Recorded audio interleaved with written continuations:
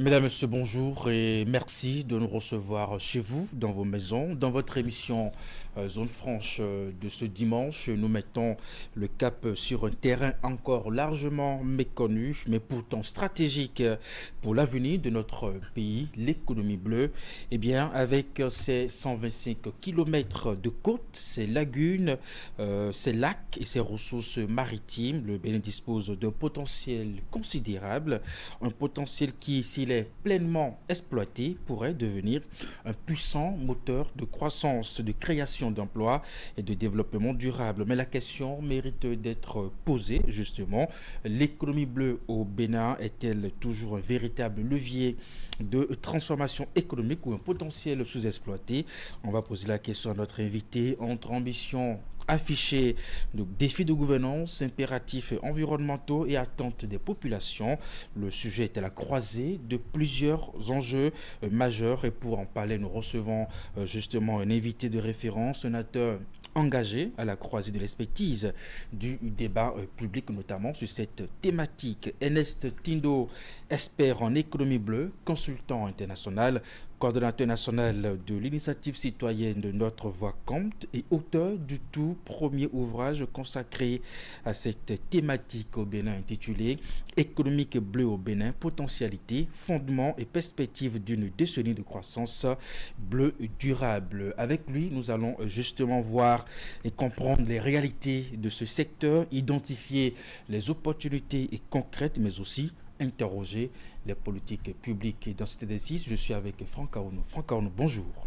Bonjour Eric, Ernest Tindo, bonjour. Bonjour monsieur le journaliste. Merci d'accepter notre invitation.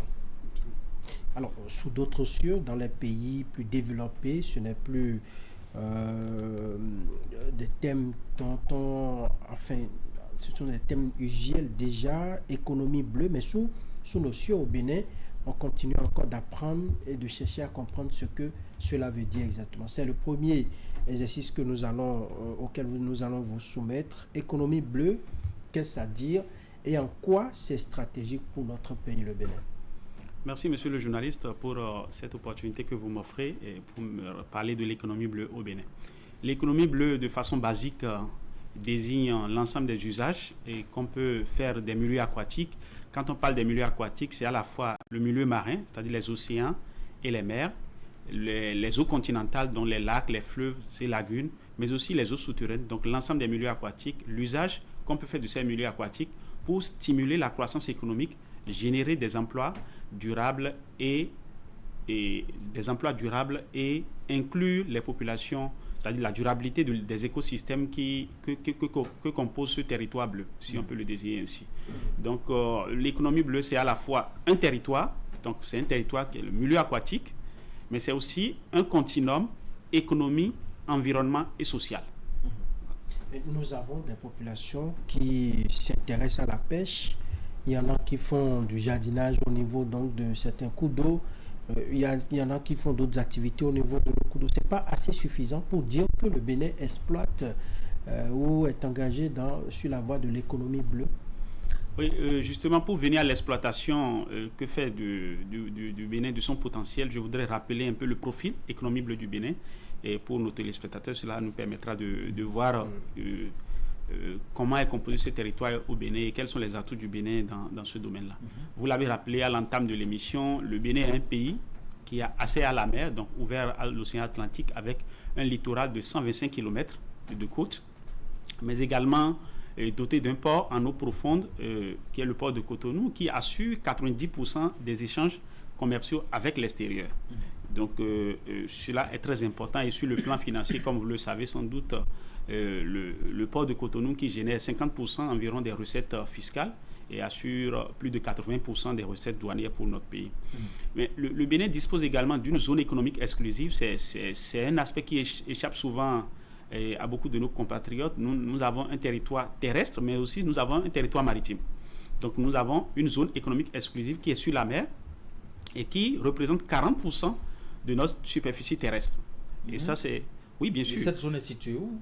Oui, c'est sur la mer. Nous avons 125 km de côte. Okay. Et sur la mer, nous avons 200 miles nautiques, ce qui représente et 322 km environ, donc ce qui fait un territoire de 27 750 km² sur la mer, un territoire sur lequel le Bénin dispose de l'ensemble des droits d'exploitation des ressources que compose ce territoire maritime. Bon, en dehors de la zone économique exclusive, le Bénin dispose également de 2 communes lacustres. Nous avons la commune de Soava et aussi les Aguégués, qui sont des communes lacustres, et le célèbre village lacustre de Ganvier, qui est très réputé pour ses atouts touristiques. Le Bénin dispose également des eaux continentales, les fleuves, lacs et lagunes, et qui représentent environ 2% de sa superficie, et environ 1300 km², donc 2% de sa superficie terrestre. Mais le Bénin dispose également de la vallée de l'Ouémé. C'est important de mettre un accent sur ça en raison des spécificités de cette vallée-là qui regorge de potentialités pour l'aquaculture, mais aussi le maraîchage et la riziculture. Donc la vallée de l'Ouémé qui couvre une superficie de 90 000 hectares. Mais le Bénin dispose également des eaux souterraines, qui sont composées de 80% des formations des socles composées des bassins hydrographiques. Nous en avons 4, donc que ce soit le bassin de l'Ouémé, du Niger, de la Volta et du Monokoufo. Donc le Bénin a un potentiel naturel, un capital naturel important qui fait de lui un pays ayant un potentiel important en matière d'économie bleue. Donc en ce qui concerne l'exploitation de ces potentiels, il faut reconnaître que ces 10 dernières années, il y a eu énormément d'investissements dans les sous-secteurs qui relèvent de l'économie bleue, parce que quand on parle de l'économie bleue et quand on parle de ce territoire, c'est un certain nombre d'activités, un certain nombre de sous-secteurs qui relèvent de cette économie bleue. Donc on peut noter par exemple le secteur des transports maritimes et ports. Je l'ai souligné dans la caricature du profil de l'économie bleue du Bénin. Mais nous avons la pêche et l'aquaculture, nous avons les hydrocarbures offshore, nous avons également tout le tourisme balnéaire et aquatique, donc le tourisme qui se développe le long de la côte. Donc nous avons l'ensemble de ces activités, sans oublier les câbles sous-marins. Donc il y a les télécommunications et autres. Vous savez, 95% de nos communications passent par les câbles sous-marins. Et donc sans les câbles sous-marins, on ne peut pas développer les télécommunications, on ne peut pas développer le numérique. Donc c'est un secteur secteur transversal, mais qui relève de l'économie bleue. Nous avons la sécurité, la sûreté maritime, parce que sans sécurité, il n'y a pas d'économie. Il n'y a pas d'économie, et c'est valable également pour le secteur maritime. Donc, cette potentialité, il y a eu énormément d'investissements ces 10 dernières années dans quelques sous-secteurs clés que je vais rappeler. Et ces investissements, d'abord au niveau de la vision, nous avons noté que les 10 années de gouvernance du président Patrice Talon, le Bénin est passé d'une vision minimaliste de pays de transit à une vision de chaîne de valeur. C'est-à-dire qu'il y a eu énormément d'investissements pour créer de la valeur ajoutée au niveau du passage du Bénin. Donc nous avons eu 300 milliards d'investissements environ au niveau du port de Cotonou pour renforcer les infrastructures portuaires, la capacité d'accueil et de traitement du port de Cotonou, mais également des zones logistiques qui ont été aménagées non seulement à Zongo pour gérer les flux de trafic routier qui sont connectés au port, mais également à Akassato pour pouvoir désengorger le port de Cotonou, parce que le port, et désengorger la ville également, parce que le port n'a pas vocation à être un magasin. Le port, c'est un abri pour accueillir les navires, mais pour faciliter le passage des marchandises. Nous avons également des investissements sur le corridor, parce que quand on parle du port, il faut parler de la chaîne logistique. Le port est connecté à des routes, et il faut que ces routes soient également de bonne qualité pour assurer un pré et un post-acheminement de qualité. C'est tout ça qui rentre en ligne de compte de la compétitivité d'un port. Donc aujourd'hui, nous avons le dédoublement de la route inter-État RIN2 qui relie Cotonou à Parakou, et qui est en train d'être dédoublé jusqu'à au moins dans les collines. Et donc c'est quelque chose de très important. Mais au-delà de ces investissements au niveau du port, nous avons un nouveau port de pêche, parce qu'en parlant du secteur de la pêche et de l'aquaculture, un nouveau port de pêche qui est en construction, et pour la pêche artisanale.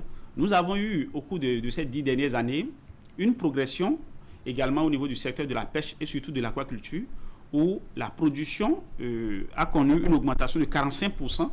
Nous sommes passés de 63 000 tonnes de production nationale à environ 93 000 tonnes. Donc, et cela va également en lien avec la baisse des importations des produits halieutiques qui est passée d'environ 160 000 tonnes à 100 000 tonnes. Donc, ça fait une baisse de 31%. Ça, c'est une évolution, positive, c'est structurelle du secteur vers la sécurité alimentaire et nutritionnelle du pays. Alors, nous avons eu énormément d'investissements dans le tourisme balnéaire. Oui. Ça, c'est très important. On va y revenir certainement.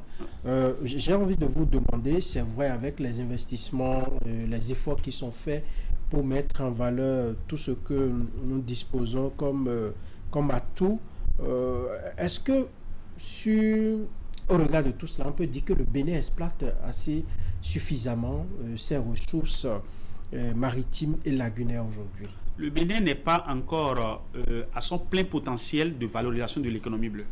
Donc, il y a eu énormément d'efforts. J'étais en train de rappeler un peu les investissements qui ont été réalisés dans les différents sous-secteurs. Mais il faut noter qu'aujourd'hui, nous continuons d'importer plus de 100 000 tonnes de poissons pour combler pour les besoins de consommation intérieure.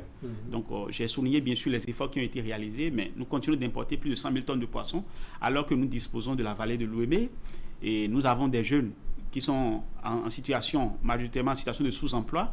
Et donc, on peut développer le secteur aquacole, non seulement pour combler les besoins de consommation intérieure, mais également couvrir les besoins des pays voisins comme le Grand Nigeria qui est à côté de nous. Nous avons également, au niveau de la sécurité maritime, nous avons eu des investissements qui permettent aujourd'hui de surveiller l'ensemble du littoral, les 125 km. Mais sur la mer, nous avons un dispositif aujourd'hui qui permet de voir, en 2016 on n'en avait pas du tout, mais aujourd'hui on a un dispositif qui permet de voir jusqu'à 90 km. Comme je l'ai dit à l'entame, nous avons jusqu'à 322 km sur la mer.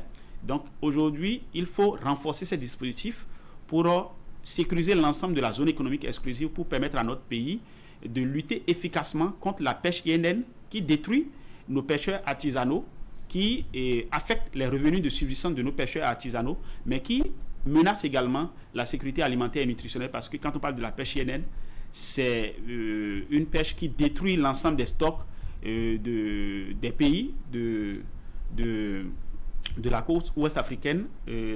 L'espace CEDEAO, quand on regarde les chiffres, nous avons 2,3 à 9 milliards de dollars de pertes économiques pour les pays côtiers de la zone ouest africaine en termes de pêche INN. Donc, le Bénin n'est pas encore à son plein potentiel, mais il y a eu des investissements dans les sous-secteurs de l'économie bleue qui constituent un socle pour progresser et faire ce plein potentiel-là. Quels sont les autres principaux freins au développement de ce secteur? Vous avez cité déjà quelques problèmes qui empêchent le Bénin véritablement d'exploiter sa potentialité en matière d'économie bleue, mais les autres que vous avez pu déceler? Oui, en termes de freins au développement de ce secteur, je peux souligner 3 points essentiels. Il y a l'insuffisance du cadre institutionnel. Vous savez, pour développer l'économie bleue, il faut la mise en place d'un cadre institutionnel qui favorise une vision holistique sur l'ensemble des milieux aquatiques et qui favorise également l'arbitrage intersectoriel. Ces 10 dernières années, il faut le souligner, nous avons remarqué la mise en veilleuse institutionnelle du maritime. Vous allez voir que... Est-ce qu'il y a des raisons à cela? C'est des choix. Oui, vous êtes expert, est-ce que vous comprenez cela? Oui, il y a eu des réalisations. Il y a eu des réalisations concrètes dans les différents sous-secteurs. Mais au niveau institutionnel, nous avons eu des options du président de la République. Le président de la République, cela traduit que c'est cela le président n'est de la pas une priorité. Oui, justement, il y a eu on peut pas affirmer que cela n'a pas été une priorité, parce que quand on regarde le niveau des investissements, 300 milliards de francs CFA dans le secteur portuaire, et quand on regarde 250 000 milliards d'investissements dans le tourisme, et quand on regarde les investissements dans la sécurité maritime, on ne peut pas dire que le secteur n'a pas été une priorité. Mais il y a eu insuffisance au niveau institutionnel, où quand vous regardez l'architecture gouvernementale, nulle part on ne sent pas que le Bénin est un pays côtier. Parce qu'il y a un certain nombre de directives, de normes au niveau communautaire par exemple, quand je prends l'espace UEMOA, il y a la directive numéro 04 de l'UEMOA, qui est une directive de 2008, et qui est portant mise en place d'un cadre institutionnel harmonisé sur le secteur maritime et au sein de l'UEMOA, qui demande à tous les pays côtiers de disposer tout au moins d'un département ministériel dédié à l'économie maritime. Oui, et comme je l'ai souligné, l'économie maritime dépasse. Ouais, l'économie maritime dépasse. L'économie maritime est un élément de l'économie bleue. Et avec les enjeux de l'économie bleue aujourd'hui, il y a eu au niveau de l'Union africaine la stratégie africaine la stratégie de l'économie bleue africaine, où il a été clairement recommandé à tous les pays de disposer d'un cadre institutionnel pour faire la promotion de l'économie bleue. Mais pour promouvoir l'économie bleue, ce n'est pas seulement ou ce n'est pas obligatoirement au niveau de l'architecture gouvernementale.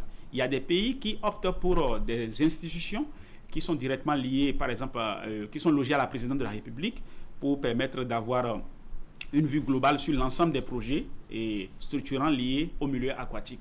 Donc ce n'est pas forcément au niveau de l'architecture gouvernementale qu'il faut le faire, mais toujours est-il qu'il faut avoir un cadre institutionnel dédié aux activités maritimes, portuaires, pour la gouvernance de l'économie bleue. Donc on retient qu'en plus de tout ce que vous avez cité comme investissement, il nous manque un cadre institutionnel. Oui, bien sûr. Et je vais ajouter, parce que il faut également doter le pays d'une stratégie nationale d'économie bleue. Ça, il y a eu des initiatives portées par la préfecture maritime du Bénin, mais aussi et par la suite par le ministère du cadre de vie. Et moi, j'ai eu l'honneur d'être le principal consultant qui a piloté ce dossier-là, qui a conduit le processus. Et donc aujourd'hui, le Bénin a un projet de stratégie nationale d'économie bleue, mais qui n'est pas encore adopté et qui va sans doute être mis à jour pour son adoption. Donc le processus est en cours, mais le pays n'a pas encore officiellement une stratégie nationale d'économie bleue. Donc cela peut être relevé aussi comme une insuffisance qu'il faut accélérer pour doter le pays d'une stratégie nationale. Le dernier élément que je vais souligner, c'est au niveau de l'offre de formation. Le Bénin, en tant que pays côtier, ne dispose pas d'un lycée maritime.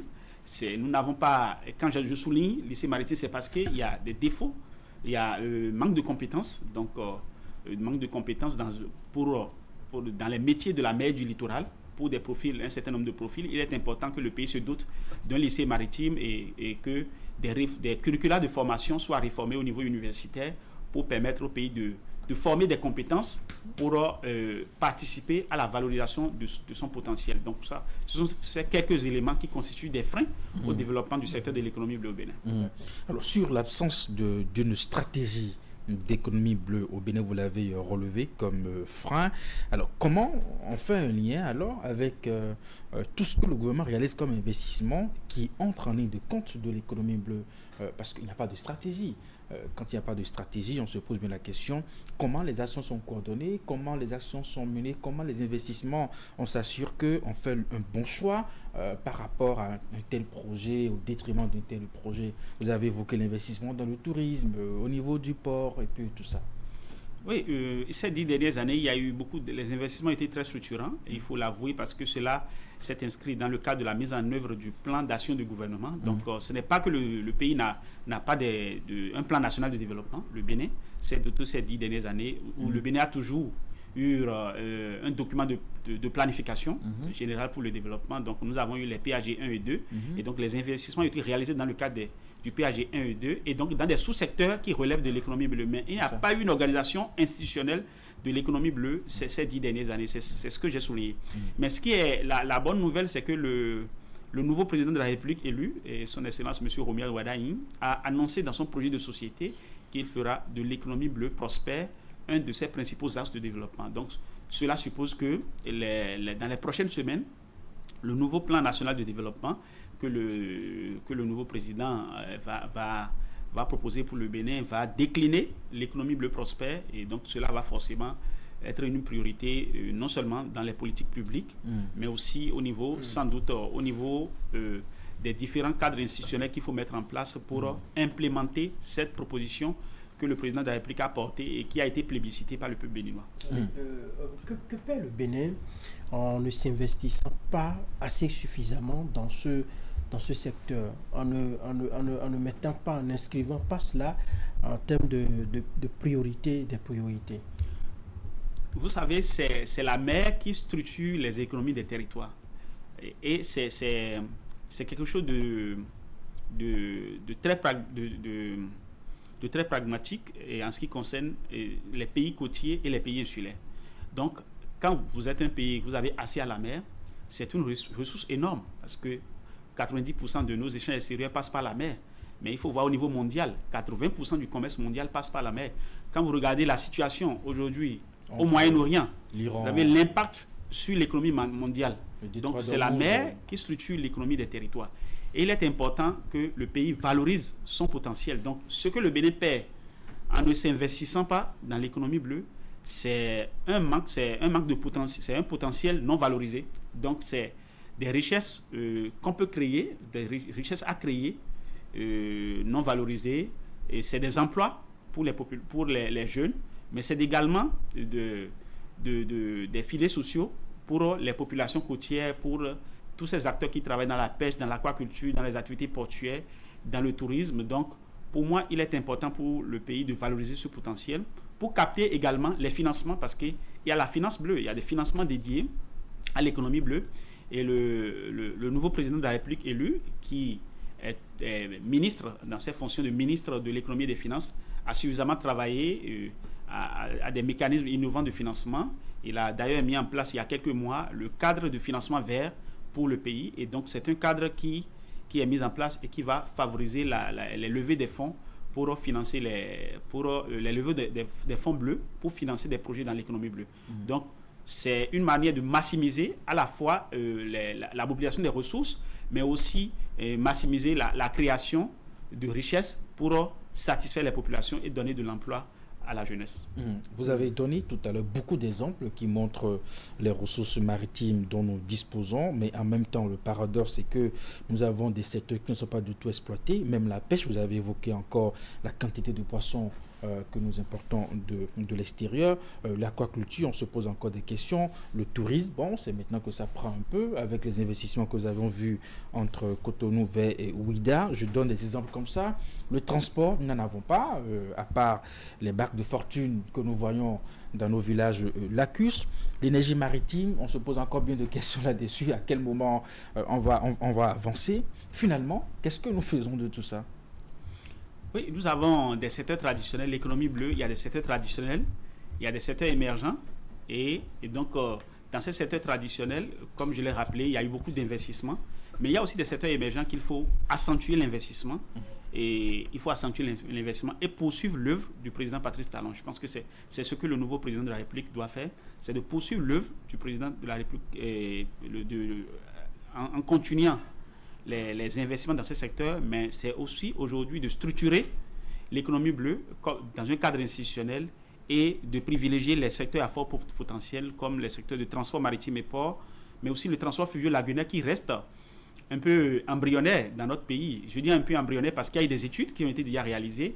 Et pour ces secteurs-là, il y a une société même qui a été créée pour gérer les infrastructures fluvio-lagunaires. Donc, il y a des outils qui ont été mis en place et les prochains mois vont permettre de valoriser davantage ce secteur-là. Mais il y a la pêche et l'aquaculture. Quand on évoque la pêche et l'aquaculture, c'est que nous importons aujourd'hui plus de 100 000 tonnes de poissons, alors qu'on peut développer l'aquaculture. Il y a des projets aquacoles qui sont en cours, mais on peut renforcer ces projets-là pour renforcer la production nationale, ce qui va créer des opportunités d'emploi pour les jeunes qui vont participer à la production aquacole dans notre pays, mais aussi on peut viser le marché du Nigeria et d'autres marchés émergents comme la Chine qui raffole un certain nombre de produits qu'on peut bien développer à travers l'aquaculture marine. Mais c'est aussi une manière de diminuer la pression sur les ressources naturelles, sur les stocks sauvages, quand on développe l'aquaculture comme une alternative pour combler les besoins des populations. Mais nous avons également le secteur des granulats marins et lagunaires. Nous avons beaucoup de chantiers dans notre pays aujourd'hui et le sable marin et lagunaire qui s'extrait, c'est un secteur à fort potentiel parce qu'on a besoin d'approvisionner ces chantiers-là et donc c'est un secteur qu'il faut encadrer et qu'il faut... Pour vous, c'est assez structuré ce secteur? Oui, oui, bien sûr, c'est structuré. Quand mais vous faites un c'est tour dit, dans le aujourd'hui, quartier, que il faut vous voyez structurer la façon globalement. dont Il faut structurer globalement les stations se fait, vous voyez dans quel environnement tout ceci est organisé, avec, je dirais, les bonnes dames qui sont au bord de nos voies, les camions qui vont et qui viennent. Ce qui va permettre de mieux structurer l'ensemble des secteurs de l'économie bleue, c'est d'abord la mise en place d'un cadre institutionnel dédié et la définition d'une vision holistique sur l'ensemble des milieux aquatiques. Si l'économie bleue est gérée de façon sectorielle et fragmentée, où chaque sous-secteur est géré, cela va occasionner un certain nombre de dérives, comme cela va défavoriser des dérives comme nous observons déjà. Comme ce que vous avez souligné, mais aussi cela va freiner la mise en valeur du plein potentiel. Donc il est important de définir une vision globale sur l'ensemble des milieux aquatiques, que ce soit le milieu marin ou les eaux continentales, y compris les eaux souterraines, et de disposer d'un cadre institutionnel pour faire l'arbitrage intra- et intersectoriel. Et c'est là l'intérêt d'avoir un cadre institutionnel dédié à l'économie bleue. Si il y a ça permet de piloter des projets structurants, mais également, cela permet également de faire les arbitrages pour corriger les dysfonctionnements quand il y a des dysfonctionnements dans un sous-secteur qui relève d'un ministère ou d'un autre. Alors, dans le secteur de l'énergie maritime, je voudrais compter sur vous pour nous dire ce qui se fait réellement dans ce secteur. On nous a annoncé que le Bénin avait déployé, je dirais, beaucoup de ressources pour la recherche du pétrole. Dans ce pays, on nous a montré un verre de pétrole, comme quoi le Bénin en disposait. Alors, aujourd'hui, est-ce que, en la matière, nous avons évolué ? Ce que je peux dire sur les hydrocarbures, c'est que dans les investissements qui ont été opérés au port, en termes de renforcement des capacités d'accueil et de traitement du port de Cotonou, il y a eu un poste d'hydrocarbures qui a été construit dans les infrastructures au niveau du port. Mais en ce qui concerne la recherche, la recherche, vous le savez, au niveau des blocs, c'est un secteur, je veux dire, la recherche, c'est un peu aléatoire, la recherche d'hydrocarbures. On peut faire la recherche, elle peut être fructueuse comme elle peut être aussi non fructueuse. Et donc, le Bénin va continuer à faire les recherches et quand on aura des quantités assez suffisantes, le Bénin peut exploiter son hydrocarbure si elle découvre une quantité assez importante. Pour le moment, on peut prendre note des recherches qui sont effectuées et voilà, et encourager que ces recherches se poursuivent jusqu'à ce qu'on ait la chance de découvrir une quantité importante d'hydrocarbures. D'accord. Dans la sous-région, même au-delà de la sous-région, quels sont ces exemples-là qui peuvent, des exemples de réussite, bien évidemment, qui pourraient inspirer le Bénin? En termes de modèle, il faut déjà dire que les pays n'ont pas les mêmes profils économie bleue. Comme je vous l'ai dit, quand vous prenez la longueur du littoral, vous voyez les eaux continentales, les eaux souterraines, les pays n'ont pas les mêmes profils économie bleue. Donc, on ne peut pas comparer les pays directement comme ça en termes d'économie bleue, mais on peut regarder en termes de cadre institutionnel. Le cadre institutionnel, le modèle, c'est d'abord, comme je l'ai dit, on est dans l'espace UEMOA. L'UEMOA, il y a des directives de l'UEMOA, mais il y a aussi la stratégie africaine d'économie bleue sur lequel la plupart des pays africains qui ont mis en place le cadre institutionnel se sont inspirés de cette stratégie d'économie bleue. Nous avons le Kenya qui a le cadre institutionnel, nous avons la Côte d'Ivoire, nous avons le Togo, nous avons plusieurs pays qui disposent de cadres institutionnels dédiés à la promotion de l'économie bleue. Mais nous avons également, au-delà du cadre institutionnel, de l'architecture institutionnelle, nous avons la stratégie nationale, comme je l'ai évoqué. Donc, chaque pays, on ne peut pas aussi comparer directement les stratégies nationales parce que la stratégie doit être adossée au profil économie bleue du pays. Donc, la stratégie du pays est unique. On ne peut pas aller copier une stratégie et venir plaquer dans un autre pays. Moi, j'ai eu la chance... Les contextes sont différents. Voilà. Moi, j'ai eu la chance en tant qu'expert de la Banque africaine de développement, à conduire l'élaboration de la stratégie d'économie bleue du Sénégal. J'ai travaillé avec Madagascar, j'ai travaillé avec le gouvernement malgache. Je conseille d'autres gouvernements sur la question d'élaboration des politiques publiques sur l'économie bleue. Donc, on ne peut pas copier une stratégie d'un pays et aller plaquer, mais il faut s'inspirer du modèle mis en place par l'Union africaine et contextualiser en termes de stratégie pour l'économie bleue. Mais en termes de... Il y a quand même, en matière d'économie bleue, est-ce qu'il y a quand même des pays qui sortent la tête, où on estime que... qui ont peut-être la même géographie que nous, qui disposent d'un espace maritime, d'un port et tout ce que vous avez cité, et qui ont essayé d'enclencher un processus qui montre qu'en termes d'économie bleue, il y a des perspectives dans ces pays-là. Oui, bien sûr. Et comme je l'ai dit, la plupart des pays font des investissements dans les différents sous-secteurs. Maintenant, il faut structurer l'ensemble de ces sous-secteurs qui relèvent de l'économie bleue. Il y a des pays qui l'ont fait. Je ne veux pas forcément faire la comparaison en termes d'économie bleue d'un pays à un autre, mais je préfère comparer les aspects cadre institutionnel, la stratégie, la disponibilité d'une stratégie nationale et enfin le modèle financier. On peut donner l'exemple, je sors de la sous-région, pour donner l'exemple des Seychelles. Seychelles qui est un champion en matière de financement bleu. Donc, mais il faut dire également que le Bénin est précurseur dans la mise en œuvre, dans la mise en place d'un mécanisme, d'un cadre de financement vert. Donc le Bénin est précurseur et cela va inspirer les autres pays. Donc on ne peut pas comparer l'économie bleue globale d'un pays à un autre parce que c'est un secteur assez complexe. On peut aller sur ces aspects-là pour voir les pays qui ont les stratégies nationales, les pays qui ont le cadre institutionnel, les pays qui ont également utilisent les mécanismes relevant de la finance. Et la Côte d'Ivoire dispose d'une stratégie, la Côte d'Ivoire dispose d'un cadre institutionnel, la Côte d'Ivoire utilise les mécanismes pour le financement bleu. Donc voilà, on peut donner quelques exemples-là. Mais il faut souligner que le Bénin a fait énormément de progrès en termes d'évolution des sous-secteurs qui relèvent de l'économie bleue. Le peu que nous avons déjà fait, sur combien d'années nous devons espérer un retour d'investissement pour avoir des résultats assez probants dans ce secteur?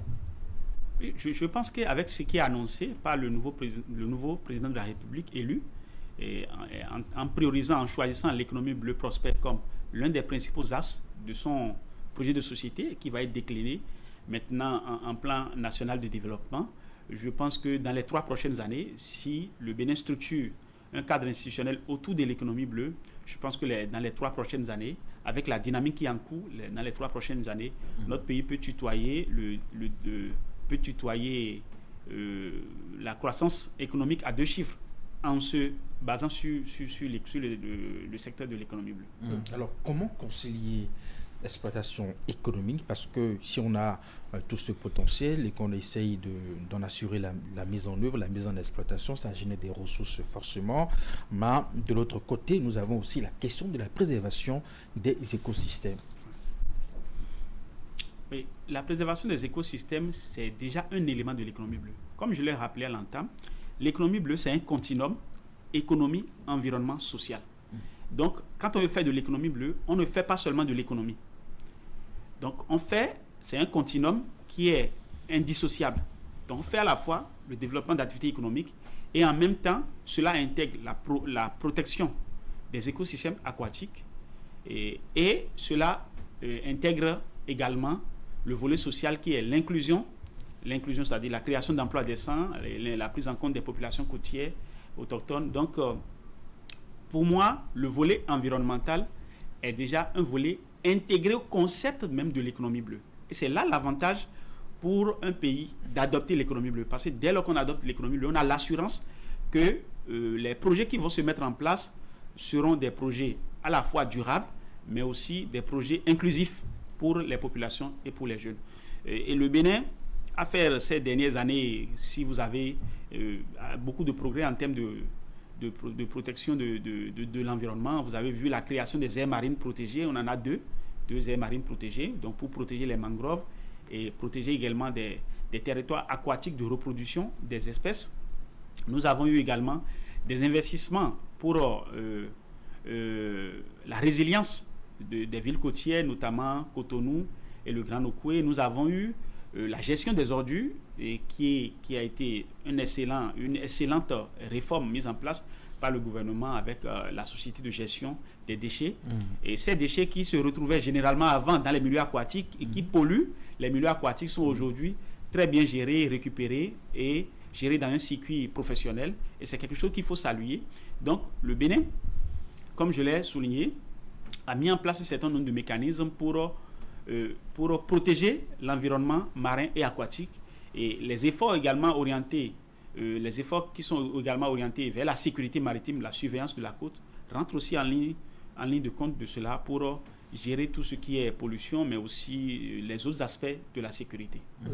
Jusque-là, vous avez évoqué, disons, ce que doit faire le pouvoir public, les gouvernants, pour essayer de mettre en valeur ce secteur dans notre pays. Mais quelle est la place du privé, des jeunes dans cette dynamique? Dans la dynamique de l'économie bleue, le secteur privé, c'est d'abord l'innovation. Donc, le secteur privé doit apporter à la fois des technologies, de l'innovation, du financement. Le secteur privé pour financer, parce que l'État est là pour réguler, pour mettre en place le cadre, mais il revient au secteur privé de participer au financement, d'apporter des innovations pour valoriser ces potentialités-là. Mais surtout, souligner également le secteur, parce que c'est un secteur qui est mondialement, qui appelle à une concurrence mondiale, parce que l'océan relie le monde entier. Notre planète est recouverte de 72% des océans, donc il y a des technologies qui se développent un peu partout dans le monde et qui sont proposées. Il est important d'inclure ou d'adjoindre au secteur privé aussi international le local content, c'est-à-dire le transfert de technologies et des compétences, notamment la formation ou la montée en compétences des jeunes, des compétences locales pour pouvoir mieux travailler dans ce secteur. Pour ce qui est de la jeunesse, c'est d'abord se faire former. Je l'ai souligné, il n'y a pas beaucoup d'offres de formation. C'est vrai, dans la sous-région, il y a des... Vous avez donné l'exemple, on n'a pas de lycée... on n'a pas de lycée maritime, mais il y a des universités dans la sous-région, comme l'Académie régionale des sciences et techniques de la mer, comme l'université basée à Accra, l'université maritime d'Accra. Donc il y a des universités qui sont spécialisées dans les questions maritimes, et qui sont dans la sous-région, qui sont des universités régionales, et qui, souvent, les enfants, les jeunes qui ont les bourses ou des parents qui ont plus de moyens, envoient ces jeunes se faire former dans ces universités qui forment dans le maritime. Mais il y a des curricula de formation dans l'aquaculture qui existent ici au Bénin. Nous avons une faculté d'agronomie, mais nous avons également des écoles professionnelles qui forment les jeunes aujourd'hui dans l'aquaculture. Donc, nous avons des offres de formation. Donc, il revient à la jeunesse de se former, non seulement dans les secteurs maritimes, portuaires, la pêche et l'aquaculture, notamment l'aquaculture, mais aussi dans le tourisme balnéaire. Nous avons des écoles qui proposent des curricula de formation, mais il faut surtout renforcer cette offre-là pour la jeunesse en dotant le pays d'un lycée maritime. Cela va donner plus de possibilités aux jeunes de se former dans les métiers de la mer et du littoral. Et ces jeunes, une fois, quand les jeunes se font former, c'est pour saisir des opportunités d'emploi ou pour entreprendre. Donc il faut encourager l'entrepreneuriat bleu chez les jeunes et mettre en place des mécanismes qui favorisent cet entrepreneuriat bleu pour les jeunes. Donc c'est à la fois des opportunités d'emploi, mais aussi des opportunités d'entrepreneuriat dans les métiers de la mer et du littoral, et c'est ce qui revient à la jeunesse béninoise. Allez, Franck Arnaud, on va aborder la deuxième partie justement de cette émission Zone Franche. On va évoquer la question de l'engagement citoyen et votre regard politique. Vous êtes connu, certes, comme un expert justement en économie bleue, mais aussi comme acteur politique engagé. Vous êtes un membre d'un parti politique, non? Oui, bien sûr. Je suis membre de l'Union progressiste et je suis membre du bureau politique de l'Union progressiste Le Renouveau. Alors pourquoi ce choix d'implication politique? Mais écoutez, vous savez, la politique, c'est là de gérer la cité. Et donc, si nous pouvons nous impliquer dans la gestion de la cité en offrant notre expertise et en contribuant à créer plus d'impact pour les populations, je pense que c'est ce que nous devons faire pour l'Afrique. Et c'est le minimum que nous pouvons faire pour l'Afrique si nous avons la chance de développer des compétences et de développer une expertise, c'est de mettre cette expertise-là au service de notre pays et de l'Afrique. Et c'est ce que moi je fais. Vous êtes suffisamment occupé avec l'océan, les lagunes, les mers pour avoir le temps. Pour mettre encore votre tête dans la politique, non? Vous risquez d'être absorbé par... on sait que la politique demande beaucoup d'énergie, de moyens. Vous voilà tantôt à Madagascar, enfin, dans les pays que vous avez cités tantôt, de la sous-région, pour vendre un peu votre expertise. Mais en politique, qu'est-ce que vous venez chercher encore? Non, mais écoutez, on ne peut pas déserter, on peut pas déserter la politique. Et c'est un peu l'erreur des intellectuels. Et parfois, les gens disent, mais qu'est-ce que vous voulez faire encore en politique alors que vous avez un engagement universitaire ou un engagement professionnel? Non, je pense que l'élite ne doit pas déserter la politique. L'élite doit contribuer à l'amélioration des politiques publiques. Et il y a plusieurs manières de faire la politique. On peut, en fonction des charges, on peut contribuer tout en conseillant, on peut contribuer en participant, en restant dans le rôle de management. On peut aussi contribuer en façonnant, en faisant des prescriptions en tant qu'expert, en façonnant les politiques publiques. Donc pour moi, je le fais en faisant mes suggestions. Et d'ailleurs, le livre que j'ai écrit sur l'économie bleue au Bénin, c'est pour contribuer à la réflexion publique sur les politiques publiques, sur l'économie bleue au Bénin. Donc c'est ma manière de contribuer également à l'évolution de la cité. Justement, comment vous conciliez votre posture d'expert et votre engagement politique assumé? Oui, mon engagement politique, c'est au service de mon pays. Donc, cet engagement politique, je le fais beaucoup plus. Forcément une couleur. Oui, mais ça n'a pas de contradiction avec l'expertise. Et comme je l'ai dit, l'expertise doit être au service du pays. Et pour créer l'impact, la politique est le lieu par excellence pour créer l'impact à travers les politiques publiques. Et donc pour moi, toute expertise... Est-ce que vous prête une oreille ou l'oreille pour parler d'économie bleue dans vos discussions? Vous avez vraiment le temps pour ça? Oui, bien sûr. Au Bénin, vous voulez dire au Bénin? Oui, la politique vous écoute. Oui, bien sûr. Et comme je vous l'ai dit, c'est moi qui ai coordonné, l'élaboration du projet de la stratégie nationale d'économie bleue du Bénin.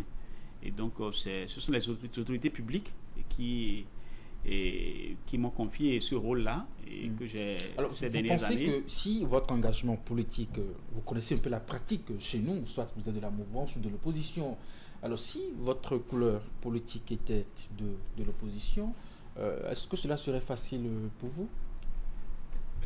Si ma couleur politique est de l'opposition. Oui. Non, mais je n'ai pas choisi l'opposition. Pourquoi vous voulez que... Mais c'est un exemple que je vous donne. Non, mais je ne veux pas me prononcer sur cet exemple pour la simple raison que moi, ce que je recherche, c'est l'impact positif pour le pays. Et je suis convaincu que cet impact, c'est beaucoup plus à travers les politiques publiques. Et quand vous voyez tout le résultat, le rôle catalyseur que le ministre d'État Romuald Wardani, aujourd'hui président de la République élu, a eu sur les finances publiques au Bénin, vous devez vous en convaincre qu'il est important que les gens qui ont l'expertise dans un domaine donné puissent se mettre au service du pays. D'accord. Allez, on a vu dans votre implication politique votre choix de soutenir le candidat Romuald Wardani, aujourd'hui président élu. Qu'est-ce qui a motivé ce choix? Mon soutien au candidat Romuald Wardani, aujourd'hui président de la République élu, mon soutien a été naturel sur la base d'abord de ses performances. Donc c'est un homme crédible qui a eu énormément d'impact et de performance dans ses charges de ministre de l'économie et des finances. Et donc j'ai été naturellement convaincu par ses résultats, mais également par la qualité du projet de société qu'il a proposé. Et moi, qui suis un militant engagé pour l'économie bleue sur le continent africain et un candidat à la présidentielle dans mon pays, propose de faire de l'économie bleue un pilier de l'action publique. Je pense que c'est tout naturellement.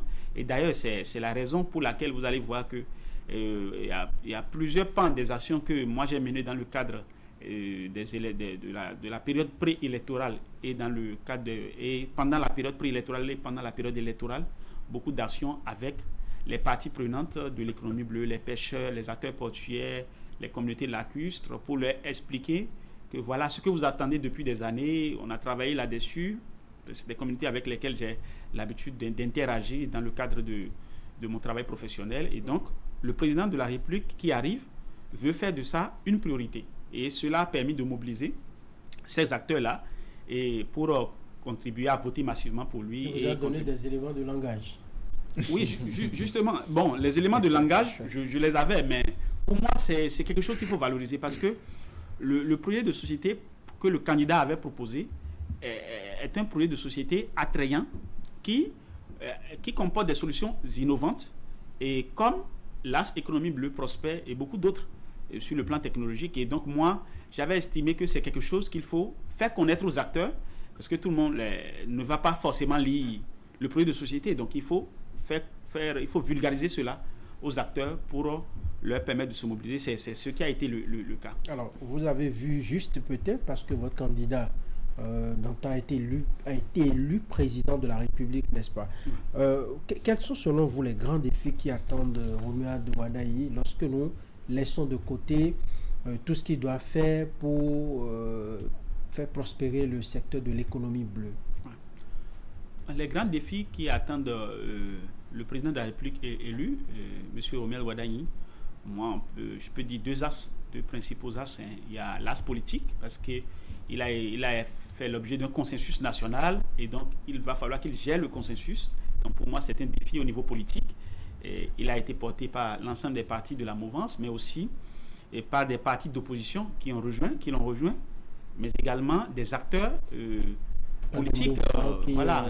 Et tout le Bénin s'est mobilisé comme un seul homme autour de lui. D'ailleurs, quand vous voyez le taux de participation et également le score du candidat, cela démontre qu'il a fait l'objet d'un consensus national. Et pour moi, au niveau politique, il va falloir consolider la réforme du système partisan et gérer ce consensus national qu'il a plébiscité dans les fonctions du président de la République.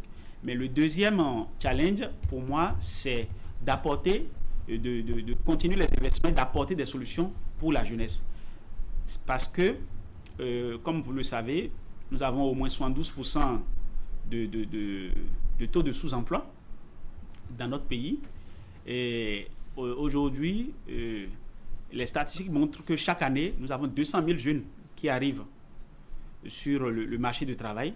Et donc, pendant le septennat, il y aura environ 1 400 000 jeunes, de nouveaux jeunes de moins de 25 ans qui arriveront sur le marché du travail, ajoutés aux jeunes déjà qui sont des millions de jeunes qui sont en situation de sous-emploi. Donc, pour moi, il est important que le président travaille à apporter des solutions à cette jeunesse en termes d'opportunités d'emploi, en termes de perspectives pour cette jeunesse-là. Et c'est là où il est le plus attendu. Je pense que c'est sur ces deux chantiers qu'il est le plus attendu. Et il est outillé pour le faire parce qu'il a été suffisamment préparé pour le job. Également, si aujourd'hui le président Wardani vous fait appel aux premières heures de l'exercice du pouvoir présidentiel, dit « Je veux poser un acte concret pour le développement du secteur de l'économie bleue », qu'est-ce qu'il doit faire immédiatement? Non, si le président Wardani doit poser un acte pour l'économie bleue, c'est le cadre institutionnel. Comme je l'ai rappelé, c'est le cadre institutionnel. Et pour moi, le Bénin a déjà tout. Il faut un cadre institutionnel pour accompagner le développement de ce secteur-là. Et parce que, je l'ai souligné, il y a déjà un projet de stratégie nationale et qui va sans doute être adopté ou peut-être actualisé avec les nouveaux éléments qu'il apporte dans son projet de société et adopté pour que le Bénin dispose d'un document de politique publique sur l'économie bleue. Mais pour moi, le premier acte à poser, c'est au niveau du cadre institutionnel. Il faut mettre un cadre institutionnel en place qui favorise la gouvernance de l'économie bleue au Bénin. Mais vous n'êtes pas nombreux à parler de l'économie bleue. Est-ce que cela ne va pas représenter un frein? Parce que nous voudrions mettre en route disons, fouetter un peu ce secteur-là. Nous allons manquer finalement de ressources humaines, non? Non, pas du tout. Non, pas du tout. Il y a beaucoup de cadres béninois qui sont compétents et qui peuvent... La matière, quand on parle d'économie bleue... il y a quand même des cadres béninois qui peuvent... Parce que n'eût été votre engagement, nous n'aurions pas eu de documents, en tout cas de livres qui évoquent la question. Eric a dit tout à l'heure dans son introduction que vous avez écrit le premier livre consacré à l'économie bleue dans notre pays. C'est une insuffisance déjà. Non, il faut dire que la thématique est un peu nouvelle. Même si, comme je l'ai souligné, il y a des sous-secteurs traditionnels, il y a des sous-secteurs émergents. La thématique est un peu nouvelle et sur le continent, il n'y a pas beaucoup d'experts en économie bleue qui sont des experts confirmés en économie bleue qui travaillent sur la thématique. Mais le président de la République ne manquera pas d'expertise au Bénin pour se faire accompagner. Et nous-mêmes, nous nous sommes toujours rendus disponibles pour accompagner le pays, que ce soit en termes de prescription, que ce soit en termes de conseils. Et je pense que les acteurs de l'économie bleue se sont mobilisés massivement pendant la campagne. Et je crois que les Béninois sont prêts. Vous espérez le fruit de vos efforts? Non, pas du tout. Pas du tout. Pas des fruits d'efforts. Je ne conçois pas les choses sous cet angle-là. Pour moi, mon engagement pour l'économie bleue ne date pas des élections présidentielles. Vous savez, je préside l'Organisation panafricaine de la jeunesse pour l'économie bleue. Nous organisons des événements au niveau international. Je fais partie du World Ocean Council, qui est un cercle des entreprises du secteur privé au niveau mondial dans l'économie bleue, donc des technologies liées à l'océan, donc que ce soit pour les gouvernements, que ce soit pour le secteur privé. Et nous travaillons avec toutes ces parties prenantes-là. Donc pour moi, je n'inscris pas mon engagement sous cet angle-là, mais mon engagement s'inscrit plutôt dans le contexte de la valorisation, la recherche de la valorisation, la contribution à la valorisation du potentiel de mon pays pour apporter des solutions à la jeunesse. Et si vous avez lu mon livre, vous allez voir que j'ai beaucoup évoqué la démographie pour évoquer cette population jeune et cette croissance exponentielle de cette jeunesse-là, et qu'il faut forcément aujourd'hui valoriser les secteurs à fort potentiel pour apporter une solution à cette jeunesse. Oui, j'ai l'impression que c'est beaucoup plus, ceux qui évoluent aujourd'hui sont beaucoup plus des concepteurs. Est-ce que les cadres comme vous pouvez mettre en œuvre, vous êtes nommé ministre tout de suite, vous êtes nommé à une direction qui doit s'occuper de l'opérationnalisation de ces projets-là qui vont développer le secteur. Est-ce que nous en avons vraiment assez? Oui, nous avons des cadres compétents au Bénin qui travaillent à la fois dans les sous-secteurs des activités maritimes et portuaires, dans la pêche et l'aquaculture. Nous avons des cadres dans les différents sous-secteurs. D'ailleurs, quand vous voyez la qualité de ce qui a été mis en œuvre, c'est profil de spécialistes. La qualité de ce qui a été mis en œuvre ces 10 dernières années, c'est avec des ressources humaines. C'est vrai que parfois il y a de l'expertise internationale qui sont aussi appelés à la rescousse pour accompagner, pour compléter. Mais sur la thématique de l'économie bleue, on ne peut pas manquer de profil au Bénin pour la mise en œuvre et si le président l'a évoqué, comme je l'ai dit, c'est un sachant, il n'est pas un néophyte, il n'est pas un truc là du domaine. Il connaît, il a géré à la fois l'économie, les finances et la coopération de notre pays. Donc, il a des cadres dans le pays. C'est à lui de faire appel aux cadres qu'il souhaite avoir à ses côtés pour la mise en œuvre de sa politique. Ernest Tidot, on vous aura compris, nous sommes pratiquement à la fin de cette émission. Peut-être une dernière question pour davantage voir votre niveau de motivation pour le secteur de l'économie bleue aujourd'hui. Est-ce que cela est seulement un discours séduisant ou cela s'impose comme une véritable priorité politique? L'économie bleue n'est pas seulement un discours politique. Cela s'impose comme une priorité pour deux raisons. La première raison, vous savez, il y a eu des études dans toute l'Afrique et l'Union africaine est arrivée à la conclusion que l'économie bleue représente la nouvelle frontière pour la renaissance de l'Afrique. Donc si l'Afrique doit renaître de ses cendres au niveau économique et social, au niveau socio-économique, la voie à suivre, c'est l'économie bleue, notamment pour les pays côtiers et insulaires. Mais il faut aussi souligner, pour moi, il y a une raison historique. La plupart des événements marquant l'Afrique, que ce soit la traite transatlantique, que ce soit la colonisation, tous ces événements nous sont arrivés par la mer. Et pour moi, c'est comme vous avez une maison et vous avez des parents qui ont vécu des drames et ces événements sont arrivés par une route, par une porte. La première des choses pour vous en tant qu'enfant, c'est de chercher à sécuriser ce territoire, c'est de chercher à maîtriser ce territoire. Donc au-delà des richesses que contient ces milieux aquatiques, que nous devons exploiter durablement, il y a aussi une question de responsabilité. Responsabilité à comprendre la mer, à dominer les milieux aquatiques et à les exploiter pour apporter des solutions à nos pays. Puis ce sont des potentialités qui sont souvent sous-exploitées ou pas du tout exploitées dans nos pays. Donc, il faut développer des métiers liés à la mer. Donc, ce que vous préconisez, c'est que autant on s'occupe de la sécurité de nos frontières terrestres, un peu comme on le voit avec tellement de structures, la BGF par exemple, qui travaille dans les zones frontalières. Donc, on doit pouvoir aussi faire la même chose au niveau de l'espace maritime. Évidemment, et cela se fait déjà dans une certaine mesure. Comme je l'ai dit, cela doit s'accentuer parce que si on a encore le temps, je peux le développer très rapidement. Quand on prend la sécurité maritime, vous voyez tous les investissements qu'on est en train de faire dans le tourisme.